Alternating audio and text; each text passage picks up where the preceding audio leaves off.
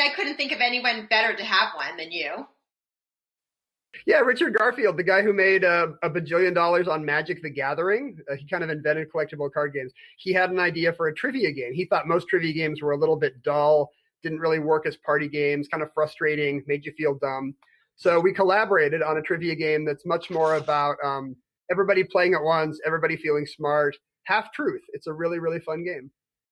Okay, so sounds pretty fun. I'll have to look at it. So you just had your 75th win. I'm sure that was a little bittersweet because all of our beloved host, Alex Trebek, handed you that trophy. That must have meant even more now, considering we all know that he's very sick with stage 4 pancreatic cancer. I get choked up just thinking about that. Couldn't be easy for you to watch him battling this. You know him so well, and you've watched him since you're a little boy. We all wish him health and wellness, and he's so beloved. I can't even say the words. He knows. He's been very touched at that kind of outpouring. He's just received, you would not believe the hundreds of thousands of notes and emails he's gotten. And he did not know what he meant to people, even though he's in their living rooms every night. I don't think he really understood that people consider him part of the family. And he's been very, very touched by people's outpouring of support. And he's still hosting Jeopardy, and he wants to do it as long as he can. That's where he still feels well, is on that set. Oh, and so he should continue to host that. And do you still watch it? I have a hard time watching Jeopardy. I was going to say. It can't be easy. Even if I'm just like in a bar or a restaurant and I hear that voice or the sound effects or the music, it's really like I'm back in Nam. You know, there's a little bit of post-traumatic stress disorder where I tense up and I can't just relax into the show the way I used to, because it feels like I'm going to have to go to work.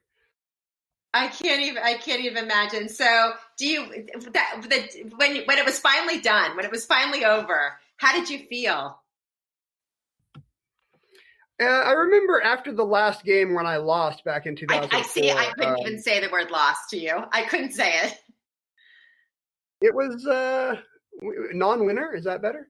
It was, I almost felt relief, you know, because the pressure had been building for months, not knowing how this was going to end. You know, somewhere there's a game that's a bullet with my name on it. How's it going to happen? And it was really just a relief to know how the story was going to end. That, you know, I had vastly outperformed any of my own Jeopardy dreams, and it had changed my life. It was disappointing eventually because I couldn't go back and play Jeopardy, which is fun. But in the moment, it felt great. Pretty amazing journey.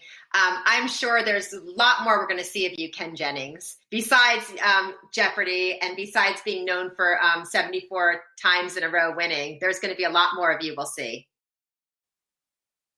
Yeah, you can see some fun videos I just did with TrackPhone, the prepaid mobile phone provider. We just did a series of kind of fun online videos where I partner with their brand and talk about smart things like, you know, quantum physics and philosophy, but also, you know, the amazing keep your own phone program at TrackPhone Wireless, or amazing unlimited rollover data, unlimited text and talk.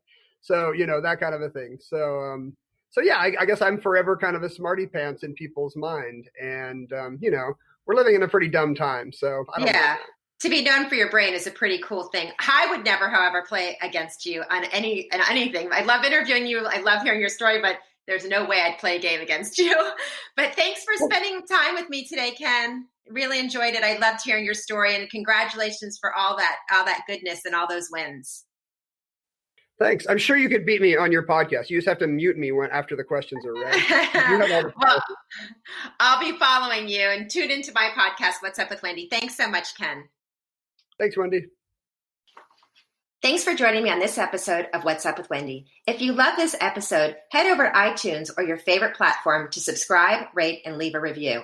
Please also follow me on Instagram, Twitter, and Facebook at What's Up with Wendy. You can learn more about my podcast on my website, whatsupwithwendy.com. Until next time, this is Wendy Lowy Sloan. Keep being kind.